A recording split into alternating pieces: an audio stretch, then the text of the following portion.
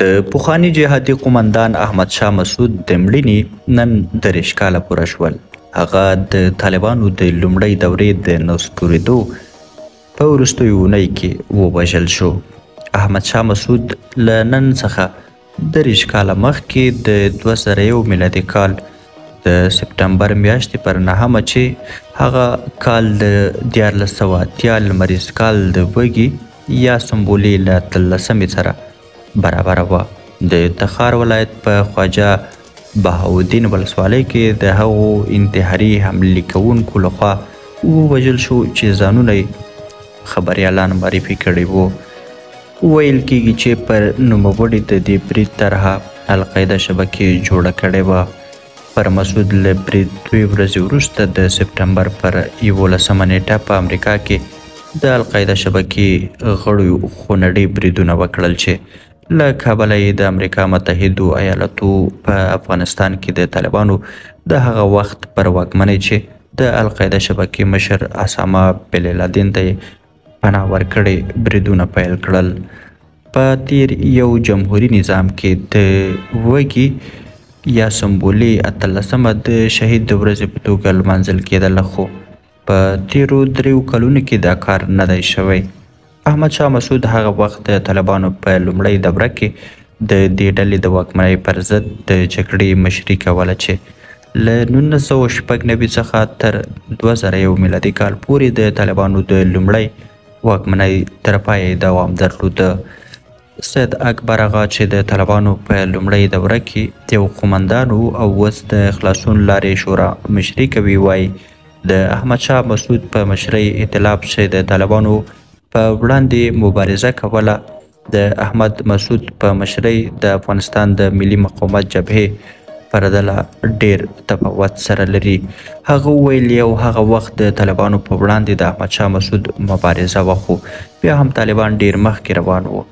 د وخت په تیریدو سره یې له هغه ځینې سیمې نیولې او طالبان د افغانستان شمال ته داخل شول. د شمال زیاتې برخې ونیولې. احمد شاه مسعود په هغه وخت کې دې ته په پام چې د روسانو په وړاندې په جهاد کې برخه اخیستې وه تجربه یې درلوده او ځان یې تر ډیره وخته ساتلی و، خو د زوی احمد مسعود نه دا تجربه لري، نه یې جهاد کړی او نه به هومره کسان ورپسې شي لکه د په پلار پسې چې و. احمد مسعود چې د پخواني شوروي اتحاد په وړاندې د جهاد تجربه هم درلوده، د 1432 لمریز کال د وږي یا سمبولي پر 11 د پنجشیر ولایت په جنګلک سیمه کې زیږېدلی و چې په ځوانۍ کې د پخواني شوروي اتحاد پر ضد جګړه کې د یو مخکښ قومندان په توګه برخه درلوده او د طالبانو تر لومړۍ دورې مخکې د پخوانیو مجاهدینو د تنظیمي واکمنۍ پر مهال هم مهم پوځي رول درلوده. کله چې طالبانو د برهان الدین رباني په مشرۍ د مجاهدینو له دولت کابل ونیوه، احمد شاه مسعود چې د دې دولت د دفاع وزیر و وتوانېده چې له بېلابېلو تنظیمي ډلو څخه د طالبانو مخالف قومندانان د طالبانو پر وړاندې په یو متحده ټلواله کې راټول کړي. په تیر جمهوري نظام کې د ملي دفاع وزارت سرپرست او اوس د سولې او ولسواکۍ ملي نهضت مرستیال شاه محمود میاخیل وایي چې هغه مقاومتونه نه بریالي کېږي چې په ملي سوچ سمبال نه وي. میاخیل وویل د مجاهدینو قومندانانو چې کله قدرت په لاس واخیست د هغه وخت حکومت سقوط شو. دوی په مرکز او ولایتونو کې سیاسي پوسټونه ونیول، خو له بده مرغه د دوی سوچونه هماغه د چریکي قومندانانو په څیر وو او وایي نشو کړی چې یو ملي فکر ایجاد کړي او د یو ملي نظام او حکومت د جوړولو لپاره کار وکړي، او د علت و چې ټول یې په خپلو محلاتو کې ناکام شول. که څه هم دوی سیاسي څوکۍ ونیولې، خو د دوی فکرونه د چریکي قومندانانو په څیر پاتې شول. اوس خو کوم مقاومت نشته، خو بیا هم د چریکي قومندانانو د سابقې پر اساس مخې ته ځي. تر اوسه یې ملي مقاومت چې د یو ملي فکر په اساس افغانان پکې راټول شي نشته. د مقاومتونو په نوم چې کوم حرکتونه دي دا محلي دي او محلي مقاومتونه چې پخوا ناکام وو اوس هم ناکامیږي.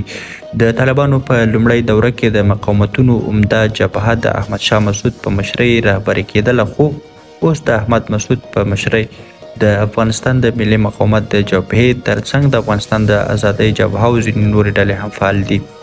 طالبانو په خپله لومړۍ واکمنۍ کې هم د دوی په وړاندې د مخالفو جبهو تحرکات کم اهمیت ښودل او په خپله اوسنۍ واکمنۍ کې هم چې 3 کاله یې پوره شوي د مخالفې ډلې مهمې نه ګڼي. خو د احمدشاه مسعود زوی احمد مسعود چې د ملي مقاومت جبهې مشري کوي وایي چې 15,000 پوځیان یې تر امر لاندې کار کوي. هغه تېره اونۍ د امریکا CNN تلویزیون شبکې ته ادعا وکړه چې د دوی جبهې د روان میلادي کال له پیله د طالبانو پر وړاندې 207 حملې کړي دي. د خلاصون لارې شورا مشر سید اکبر هغه وایي احمدشاه مسعود توانېدلی و د طالبانو په وړاندې د مبارزې لپاره د ځینو بهرنیو هیوادونو ملاتړ ترلاسه کړي، خو زوی یې په دې کار کې بریالی نه ښکاري. درنو لیدونکو له اورېدو مو مننه، ښه وخت ښې شېبې.